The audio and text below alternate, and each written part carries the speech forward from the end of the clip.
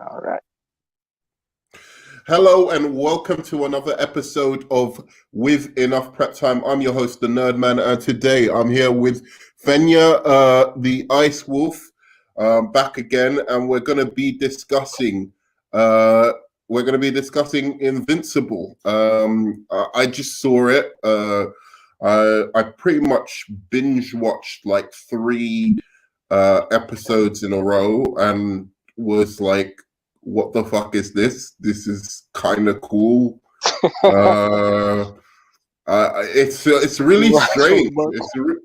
It's really strange, but I like it a lot. And yeah, it was twisted, but it was kind of interesting. It's intriguing. Like there's a mystery at the center of it that I don't want spoiled, but maybe you can elaborate on.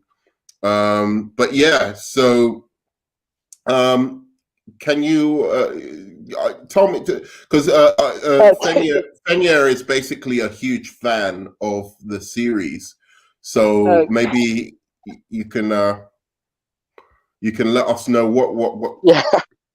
Okay then. Greetings to you all. This is Fenrir here, and unlike the Nerd Man, I'm a huge fan of the Invincible lore and its universe on itself. So let's begin. The story revolves around the young Mark Grayson, as we all know, who his name itself on its own is literally just a callback to the great Dick Grayson, Batman's sidekick. Literally, this whole comic book was based around rip-offs and pretty much parodies of other characters from any comic book medium. We got literally the Immortal, that is a rip-off of Vandal Savage mixed with a little bits of Superman. We have, War Woman, who's Wonder Woman, definitely. I mean, did you not see every member of the Guardians of the Galaxy was literally the Justice League, was just with a small difference? Seriously, the whole thing was based on that. So the story follows. Go on, please. Yeah, the story follows around the young Mark Grayson. So the story follows around the young Mark Grayson. Grayson, yes, it is. He's half human, half Voltrumite. Well, Voltrumite from his father's side. His father came to Earth to protect it, so he says. But from what we get in through the images of the first three episodes, you can understand there is something way deep on that. And for you fans that have not read the books, trust me, it is something messed up. It is something very messed up. You just don't see it coming because of the father's nature originally as a father and a husband and as pretty much as a human. But you get to see these scenes where he loses. Like the murder, him killing an entire alien civilization, losing it. Wait. By the way, let's just go spoiler alert, and let's go over what the plot is basically. So I'm just going to give a quick synopsis because you're obviously very excited to talk about this. But let's for those who've watched it, hopefully you've watched it. If you haven't, go and watch it, and then come back, and then we'll you can join us for this discussion.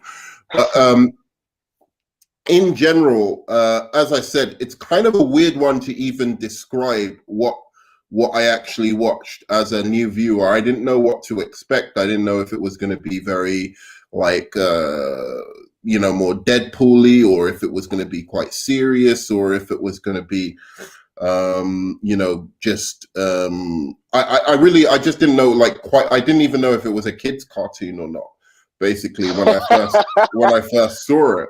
So essentially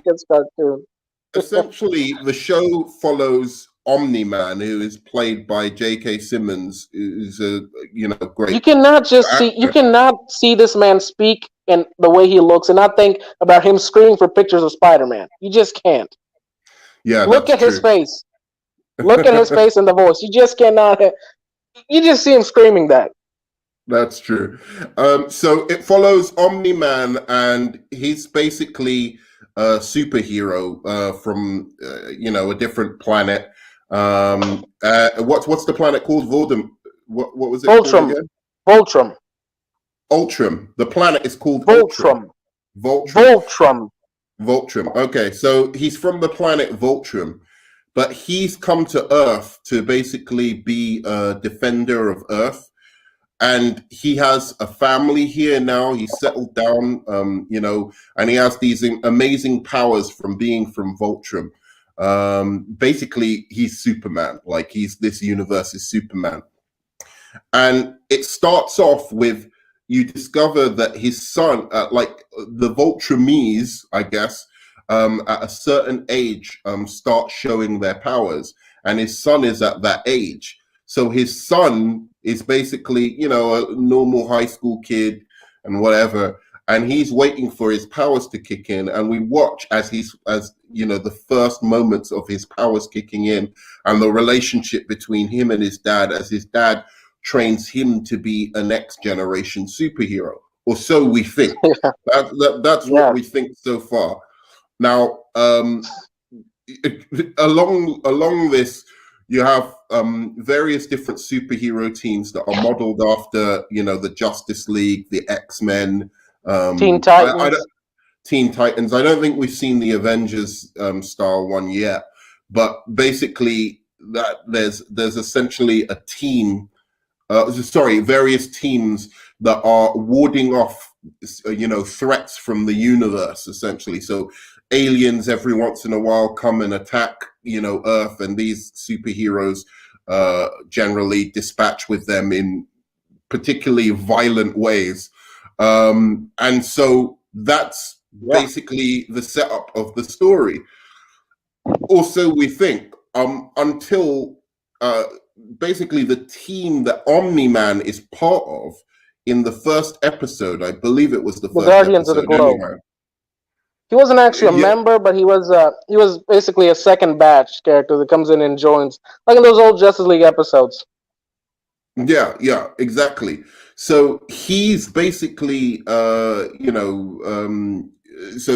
each one of them, the ones is like Wonder Woman, one's like Flash, one's like, I guess there's one like Martian Aquaman, Manhunter and stuff, Martian Aquaman, Manhunter. Yeah, and Aquarius and Martian Man. I, Literally, the I names actually, say who they are.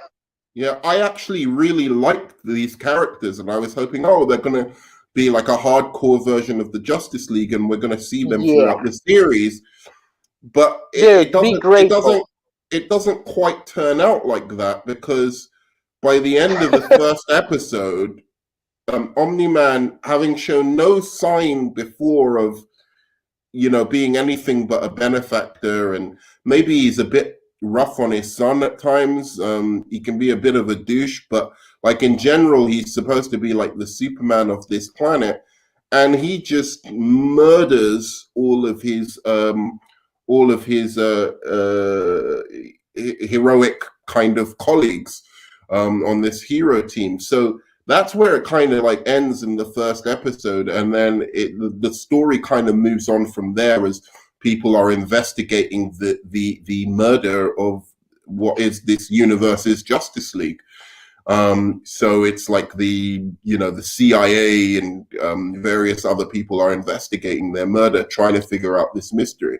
So that's where we're at with the show and what it's about. So tell me, what you said you've been waiting for this for a long time.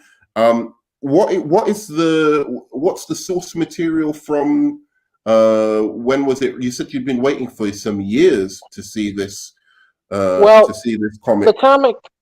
Well, the Yeah. comic book began in 2003, a year after I was born. Literally, I got into it around 2008. If I remember correctly, I was a little bit around there. I can't exactly remember, but I read all the comic books up until it finally finished in 2018. So what, you're 18, 19? 140. I'm 19. Yeah, okay, cool. Wow. Incredible. I didn't Yeah, know I'm you were that freaking young, young. Kenya. Okay, go on. Yeah, I'm super young. Yeah. Well, the comic books had 144 issues, and they were amazing. We know it was a parody of them, but it was like its own unique thing. I mean, it is literally known as the most blood and violence-filled comic book in history of comic books with superheroes. Is it Literally, because the heroes are Asian, so or the family of the main characters are Asian.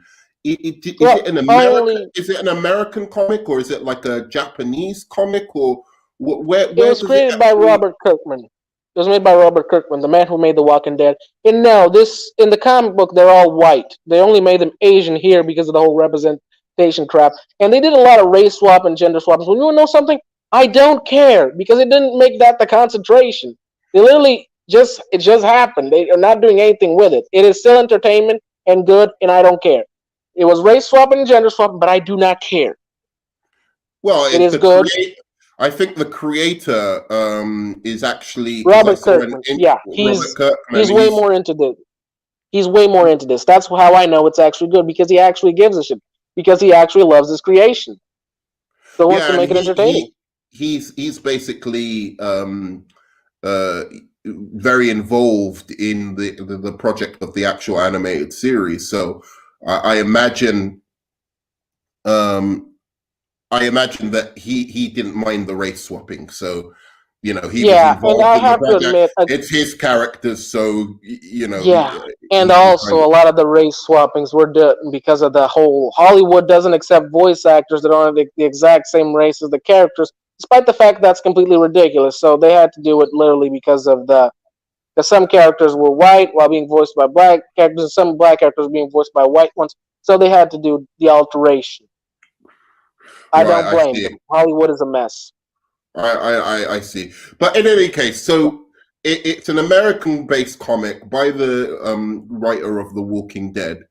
Yeah. And yeah, you said it started some years ago. So I thought that this, was going to wrap up in 2 episodes. I didn't think that this was a long series. I was surprised that by the end of episode 3, we hadn't figured out the mystery or anything like that. Dude, So it's how 144 long issues. are we expecting this thing to continue for? It's 100. It starts from issue number 1 to 144. It literally began in 2003 to 2018. There is a lot of stories, and this is just talking about the original comic book. There's still a lot of spin-offs. Literally, there's a whole Guardians of the Globe and Invincible Universe comic book that literally goes around the other heroes of this world. They will probably keep this going for a long time, because streaming companies like Amazon like to milk the cash cows they have, and Invincible has a big backing, And despite it so being less money. Omni-Man, is it going to be following Omni-Man and his family throughout the series, or is it going to switch it up like next Well, season or something like that? Or don't spoil it too much, but I just want well, to know like what's to expect. Is it something following that character? Maybe that's too much of a spoiler. Actually, I don't know if I should. That might be too much of a spoiler. But okay. okay, let me ask this. What did you think of this as an adaptation? Is it a very true adaptation? Well, there are some alterations, I'll admit it, but it seems incredibly respectful of the source material, despite the race swappings and gender swappings. But it's still very respectful. The character designs may be a little kooky, but they are almost perfect. The way they act, and I love that they gave us more time with the Guardians of the Globe, because literally in the comic issue they show up, they literally just kill them. Just Mm, like that. They don't even give them a fighting chance, which was yeah, boring. Here they give us more. They give us about their past, their story, their family members, who they are. Because in the comic, it always felt a bit emotionless. They want us to care about the Guardians of the Globe, but why? We don't know anything about them. But here we know who they are. We know they have families, people that love them, people that depend of them, which make us care more about the character and their state. well, I like them a lot, and I was like kind of like shocked by What the their fuck? death. I I know. was like, yeah, like I was. To be fair, Omni Man was almost my least favorite, and I liked the rest of them. I wanted to see more of what was happening with them. Well, Yeah, there was that. well, There yeah. was one of them, Well, I think, the Martian one, right? He's supposed to be like Martian Martian Man. Man. His name is literally Martian Man. Yeah, so he was like hanging out with like some kid or something. Like he was half I know. Billy Batson, half Martian Manhunter. Like it was playing with the tropes of Captain Yeah. Marvel as well as Martian Manhunter there, because he's hanging out with like this homeless kid. Um, Yeah. so yeah, I was really intrigued by all that, and I'm just wondering, is that it for them? But don't spoil it. I guess don't spoil it. Let's keep to the actual episode itself, or the episodes we've seen. What? So What was your overall impression? What did you think? You enjoyed it a lot? I did enjoy it a lot, and it was an amazing depiction. I mean, even the demon detective was way better here than it was in the comic. They actually make him seem like a demon. In the comic books, they're very not specific if magic exists or not exists in this world. It's very confusing. Is it magic or just sci-fi? But here they literally say magic does exist in sci-fi, and they show it. Yeah, I really liked it. I'm gonna say, like, I wasn't head over heels. I thought that I liked it when it was more serious, and then it would stray into comedy every once in a while. And to be honest, I'm just like, I didn't know that the comedy like fit in. Like, I think they needed to either go the comic route where it's just a comedy, or just take it really seriously, like like Spawn or something like that. The Spawn animated show. Dude, But if I'm going to be honest with you, the comic was a bit more serious than the show. Yeah, it seems and a bit more fast.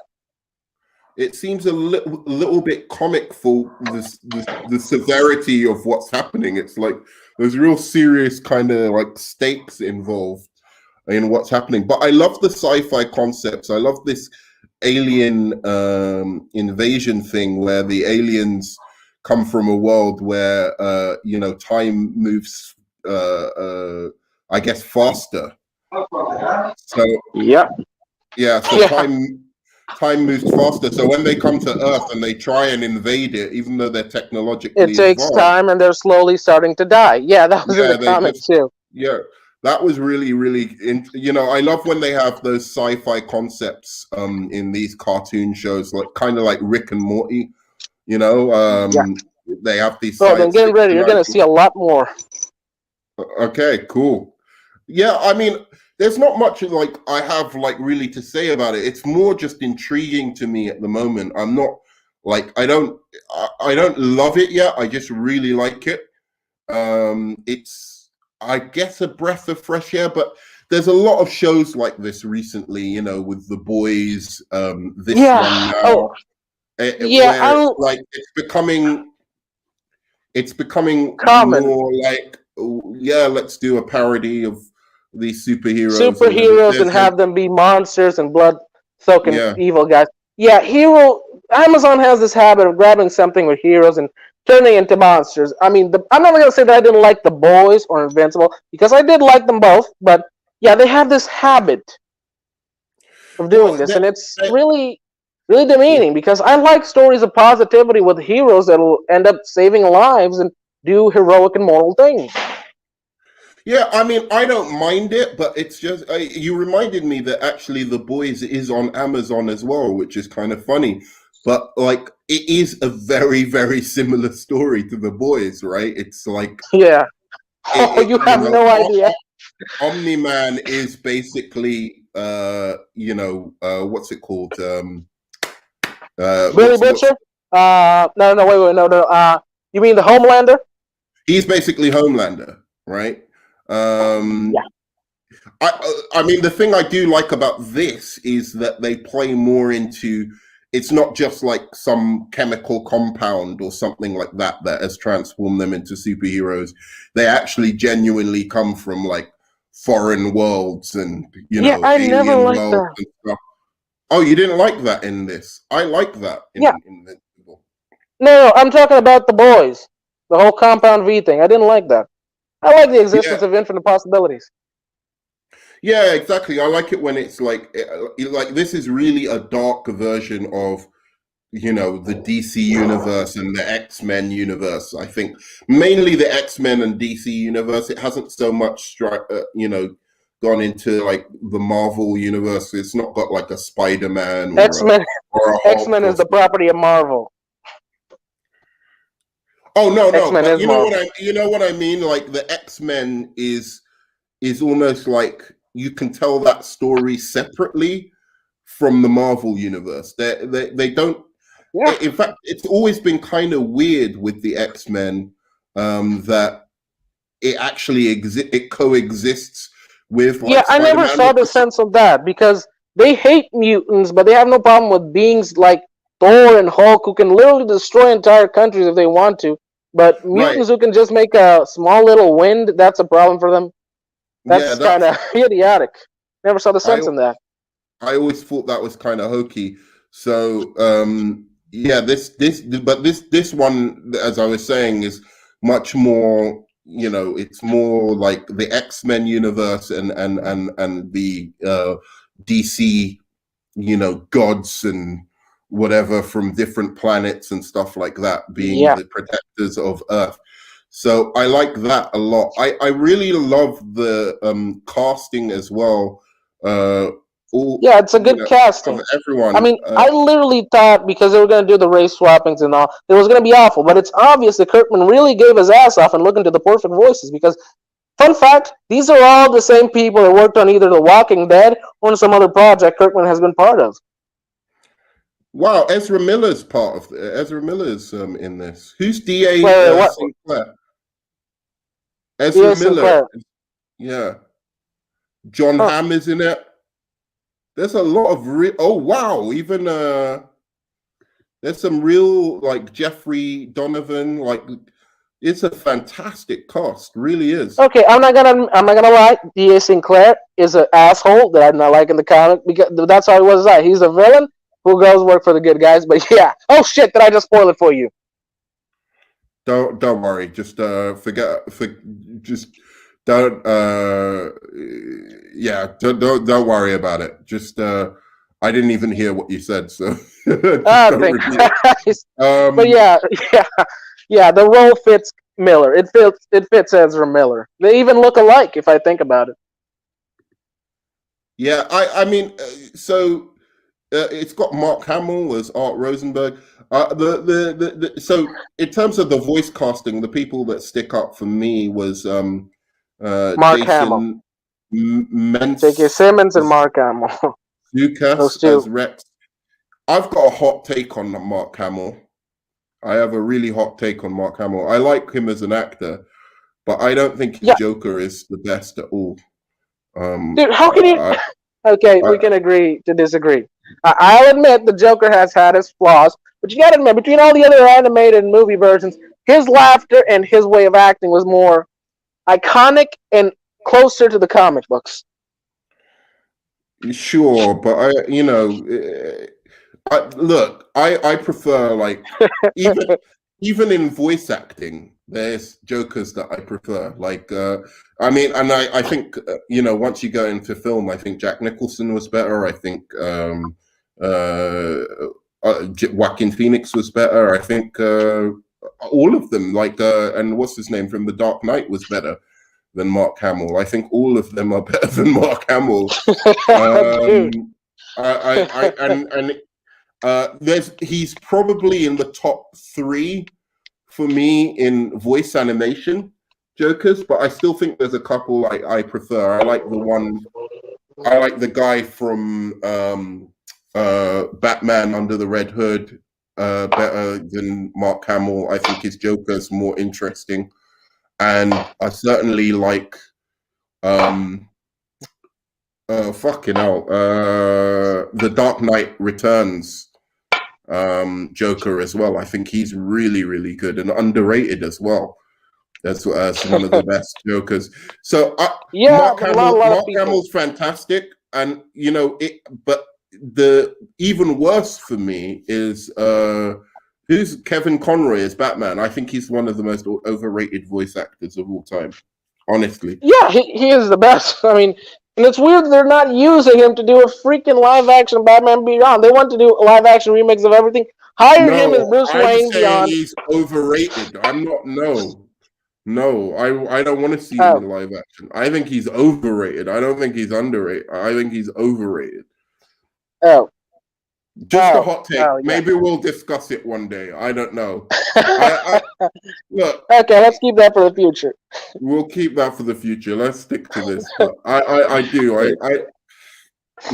By the way, if you're watching, please do like, comment, subscribe. Love the comments as well. I always answer to the comments. But yeah, I mean, I think we've almost talked like really, just the casting, as I said, the casting is just fantastic all the way through. I really liked Cecil Stedman. Yeah, Whoever yeah, played he's like him, Martin he's Goggins, this universe's Nick Fury mixed Nick with Fury. Amanda Waller. The Global Defense Organization. It's not the CIA, which he's leading. He's leading the Global Defense Organization. It's Yeah, way has a lot more power and a lot more resources than Shield. he was really cool. And then there's Omni Man, J.K. Simmons. You can't go wrong with that. I don't remember who Mark Hamill was in this, to be fair. Art Rosenblatt, the guy who makes the superhero costumes. Oh, okay, cool. He was good then. I remember that character, but they were all good, and we were even talking about Seth Rogen. Now I know he's Alan the Alien, who was one of my favorite characters. Like of all the humor that actually worked in the show, Alan the Alien was the best one. Yeah, like it's gonna take some time, but trust me, Alan's coming back. So one thing I want to talk about before we leave is Invincible and Omni-Man and their relationship together. This is one thing that I'm really like kind of puzzled over, because the way J.K. Simmons is playing it, it's like really, really good. Like, I don't know, and without spoilers, if you can discuss this, I don't know if he loves his son or family. I don't know if that's just like part, because he killed all these people, but I get the sense that he does actually care about his family. But then there's little moments like he punches the shit out of his son during the training, and you're just like, was that a sadistic element to him, or was he really training him, or what's going on? And again, without spoilers, if you want to explore that idea. Well, Omni-Man. Well, he's a very confusing character in the beginning of the issues, but as time progresses, he starts to realize himself things that he did not know in the past, like emotions and thoughts. Because it does seem really, there's not a lot. Let's just say that in a certain way, his family was more of a disguise, we may say. Because if you're an alien, what would make it better for the government that knows who you are to literally make them think that you are literally protecting the planet? You have a wife and kid that are from here. They will think that you'll put them first above everything, so they'll trust you immediately. Okay, so all right. I'm not going to go into it any further because it seems like that was a spoiler. that seems too spoiler, because I didn't know that from these episodes. I just thought that, like from the 3 episodes that I saw, that you don't know. He could be. I don't even know what his plan is or why he did that. For all I know, somebody was controlling him. I really. That's not exactly that. Well, don't. Not exactly. Okay. There's a lot of different ideologies to put on that, but seriously, this thing, why can't they just bring it all at once like they do all the time with the boys? Like, this is blocking a lot of conversation and comments we can be dropping right now. Yeah. Well, look, do you think from what you've read, it's going to go on for more than one season, right? It's going to go on for 2, 3, 4 seasons, yeah? Well, they had a lot of arcs, a lot of great ones, a lot of arcs. So I do believe that this could go for maybe 3 to 4 seasons, maybe. If they put in the spin-off comics, then probably 7 if they put in the spin-offs. But who knows? Okay. Well, all in all, I really enjoyed it. I mean, I don't have much more to really discuss about it than that. I just really kind of liked it. And, seriously, this thing has to drop off immediately. Once all the episodes are out, we got to do a stream. Once all the episodes are out and you've seen everything, we got to do a stream speaking about that, because there's a lot I could be talking about right now, man. I'm really limiting myself here. Yeah, I can see that. It's kind of hard to talk about the characters without like spoiling the potential of where it's going. Let me tell you, one of their most perfect depictions was Monster Girl. She's freaking perfect here. Oh, I liked Monster Girl a lot. I thought that was weird that she gets younger every time she turns. Because And like the how younger she because she gets, the can't. stronger she gets. It's kind of like the Hulk. The younger she gets, the stronger she gets. Literally, there's a issue where she becomes a baby, freaking giant Oh monster at your ass. don't Don't spoil worry, it. it's not a huge spoiler. It was literally another dimension, Okay. so not exactly canon. Okay, but like what I was gonna, so the younger she gets this, I like that actually. But what I was gonna say about her though is maybe they should have aged her up a little because she's like a kid now. So I can't imagine like where are they gonna go with this Oh, character? trust me, trust me. I don't, but they're what not, I mean they're is gonna that fix it. like she if she's getting younger every time, then she's gonna be a baby within like Dude, 5 times of turning into a monster. the answer was literally in front of you. Remember the Flaxons? The answer's right Right. there. Oh, okay. All right. One thing I was going to say about her that weirded me out though is that she said she started talking about dating. First of all, she Yeah, started talking about a guy's penis, which was really weird because she's a kid. And then she yeah, started talking about dating and how at first she was dating she couldn't get older men to date her, obviously. And then she said she now dates little kids. And I was like, But whoa, that's technically, weird. technically That's the only weird. ones that would probably be interested in her will be literally teenagers her age. And technically not weird because she She's is not a magically this. teenager. She's not a Well, teenager. physically she is, mentally not. No, Physically, yes, mentally not. she was about 12. 24. No, but she's 24, 12. Her body is 12 years old. Like about yeah, 12, 11. She yeah, didn't seem like a teenager. So that's why I'm yeah. saying. So she's dating 12, like kids her age, like when she's 24. That's weird Yeah, I in think she's mind. gonna wait a little bit before starting dating, but you saw how Robot acted with her? No. Oh, I like the Yeah, robot guy. yeah, He was okay, just to say, he's not a rip of Iron Man nor of Lex Luthor. He is literally a character of his own. People tend to say that he's Lex Luthor, but no, he's a character of his own. Yeah, it's Zachary Quinto plays him. Rudy Yeah, and he Com. does it perfect. That's a spoiler alert. The two of them are gonna. Look, you saw how Robot literally freed up the Mahler twins. That was also in the comic. It has some. Oh, for fuck's sake, this is literally done. There's a lot to speaking about this, man. Don't control So yourself, much man. saying. Don't spoil the shit for people. All right, look. Seriously.